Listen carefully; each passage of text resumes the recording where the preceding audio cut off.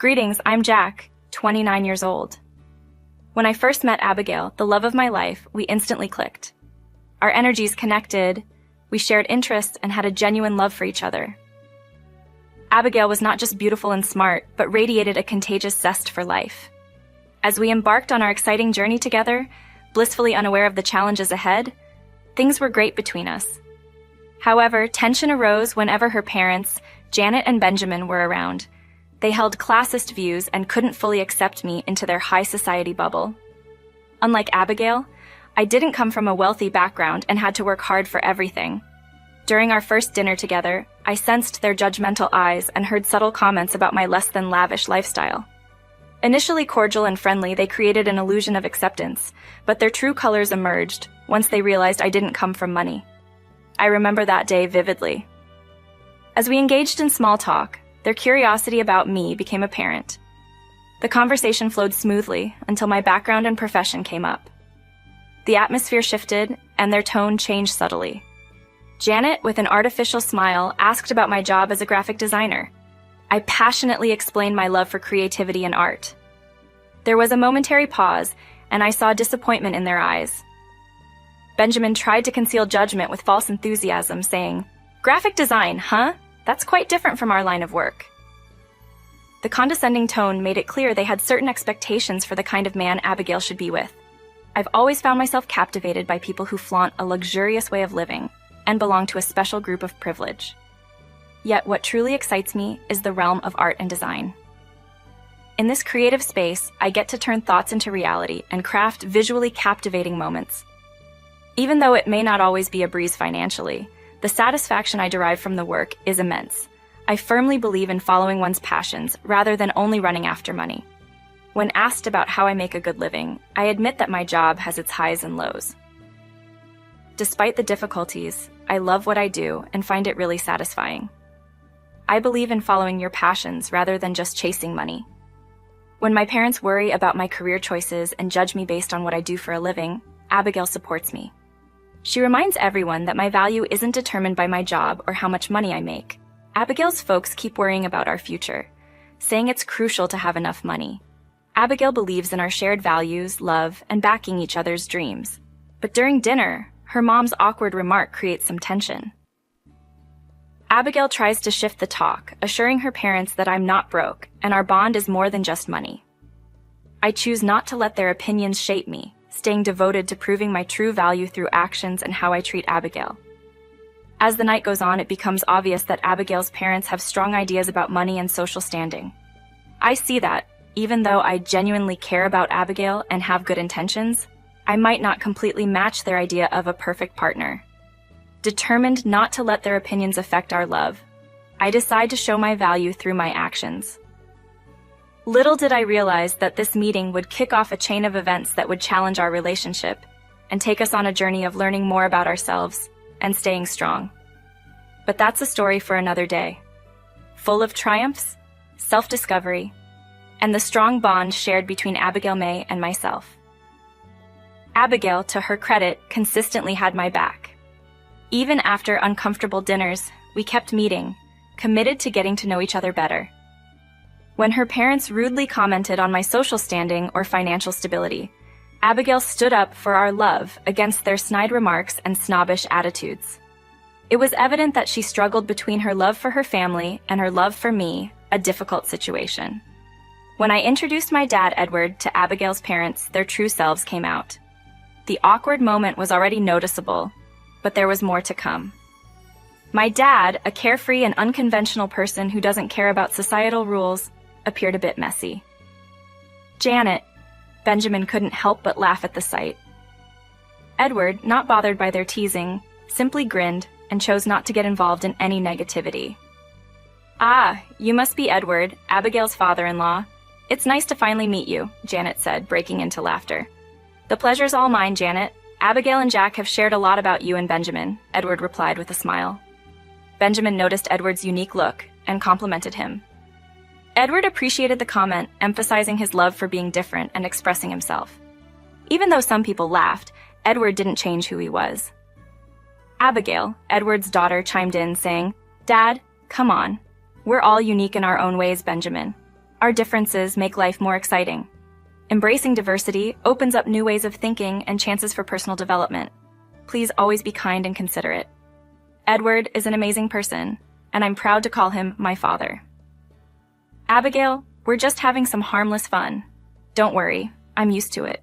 Life has taught me to focus on the good and let go of the rest. It was painful to see my loved ones, my wife, and my father facing disrespect. A part of me wanted to react with anger and seek revenge for the pain they endured. However, I didn't know how. They were bigger than me in every way, and exposing them as classists could lead to Abigail and me ending our relationship, which I didn't want. As my love for Abigail deepened, I proposed to her in a simple but genuine way. I informed friends and family, as I wanted to celebrate with our loved ones once she said yes.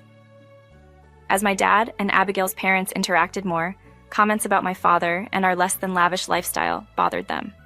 Tension rose during the wedding preparations, and a dinner incident at their house acted as a catalyst for what would happen on our wedding day. During one dinner, the conversation turned to wedding preparations. I hoped for a smooth celebration, but my father's unconventional attire became a topic. I tried to steer the conversation towards the love and happiness of the occasion, emphasizing the importance of embracing each other's uniqueness. An uncomfortable silence filled the room as Janet and Benjamin, once again claiming to be joking, continued with their tired banter. Abigail, my dad, and I were growing weary of their repeated jests. Wanting to shift the mood, I turned to Janet and Benjamin, asking for wedding vendor and catering suggestions. "Hey, Jack, maybe your dad has some unique ideas for the wedding," Benjamin suggested with a smirk. "How about hiring a wandering troubadour and serving artisanal chaos instead of a grand feast? Edward would love that, right?" My patience wore thin as I defended my dad's individuality. Enough with the jokes. We respect and love Edward just the way he is. Dismissively, Janet responded, "Lighten up.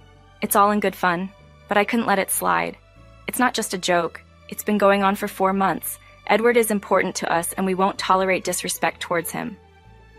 The tension escalated as my parents and I demanded respect. Even when my dad hinted at financial control, I stood firm, emphasizing the importance of treating loved ones with kindness and acceptance. Ignoring my plea, Janet made a snide remark, implying that our presence was an inconvenience. The room fell silent, the weight of their words hanging in the air. Janet and Benjamin exchanged uneasy glances, realizing the impact of their disrespectful remarks. "Jack, let's concentrate on the joy of your upcoming wedding. Love is stronger than judgments and differences." His words reminded us that love and understanding can conquer challenges. The mood became happier, and we started talking about the positive parts of wedding planning, moving away from the hurtful comments that had upset us before. Despite brushing off those thoughts, they still stayed in our minds. As the wedding approached, we made the last additions, and excitement built up. Abigail and I were super happy, eager to kick off this new part of our lives together. The venue was all decked out with beautiful flowers, and the seating arrangements were spot on. Everything just clicked. On the day of our wedding, as I fixed my tie in front of the mirror, I could feel the excitement running through me. This was the moment I'd been waiting for. My dad walked in, rocking his old lucky suit from his singing days. It might have been a bit worn, but it meant a lot to him. Regardless of any bias, he looked awesome in it, like a quirky fashion statement on a catwalk. "What do you think, kiddo? Do you dig it?" he inquired. "Isn't that my turn to ask?" I quipped. "You got it, champ. Now I'm giving it a thumbs up. Just rock whatever feels good to you. Your vibe is what really counts." Thankful for our support, his smile beamed. He'd always been true to himself, totally owning his uniqueness. I respected him for being so genuine. The wedding was amazing. The sun was shining so bright when Abigail and I promised to love and support each other forever. It was a happy moment with our loved ones all around. The party afterwards was so much fun with music, laughter, and heartfelt speeches. Everyone was dancing and having a great time. But I noticed Janet and Benjamin giving disapproving looks to Edward and his outfit. I overheard their comments, even though they didn't know I was listening. Can you imagine him in that old suit? It seems a bit odd at this lovely wedding. I expected him to wear something more fitting. It's a bit awkward. Maybe we can suggest to the reporters and photographers to not pay too much attention to him. Despite the negative opinions, I decided to concentrate on the love and joy in the room. My wonderful wife looks amazing as usual. My dad, sporting his favorite suit, chatted with guests, exchanging stories and laughter. He didn't let the judgment bother him, showcasing his special charm. As the night progressed, Janet and Benjamin kept making mean remarks, hardly bothering to conceal their dislike for where I come from. It felt like they were set on mocking my dad whenever they could. Every comment hurt more, and I couldn't pretend not to notice their critical opinions any further. I opened up to Abigail, telling her how upset and mad I was. She was really mad, gearing up to talk to her parents, but I intervened. I had my own idea to make a strong impression. I chose to speak directly to Janet and Benjamin, taking them away from the curious onlookers. I met their gaze, my voice calm yet firm. "What's going on? Today is important for Abigail and me, but all I feel from both of you is disapproval and disrespect. Mind sharing what's bothering you?" Janet and Benjamin shared a quick look before Janet spoke, her voice oozing with dislike. "Jack, come on! Don't be so clueless. We expected more from today. We hoped your dad would make an effort, maybe try to fit in with our friends." I couldn't take it anymore. Your snobbish and lack of respect won't go unnoticed. We can talk about my job as a graphic designer, but going after my dad is too much. He's not ordinary. He's one of a kind. Your judgment is awful and says a lot about you. Let's not spoil this awesome day with your negativity. The buzz in the reception hall suddenly hushed. Benjamin observed Janet's behavior and, in a moment of realization, understood that their comments had been heard by everyone.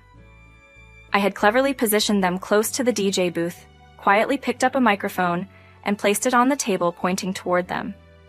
The room hushed, with only local news reporters and photographers quickly documenting the unfolding scene. Your attempt to damage my father's reputation made you unaware of what's happening around you. "Keep that away from me, Janet," Benjamin shouted, seizing the microphone and angrily turning it off. Meanwhile, Benjamin glared at me in frustration, and they both whispered about bribing the media to hush up their snobbish remarks. But the story didn't end there. I grabbed a different microphone and spoke to the audience. "Hello, everyone. Thanks for being part of this special moment. I promise to share everything I can, starting with a little surprise," I said. "Dad, join me up here and showcase your talent." To the amazement and happiness of the audience, my dad walked up to the stage. After a quick introduction, he, being a singing enthusiast, kicked off his performance.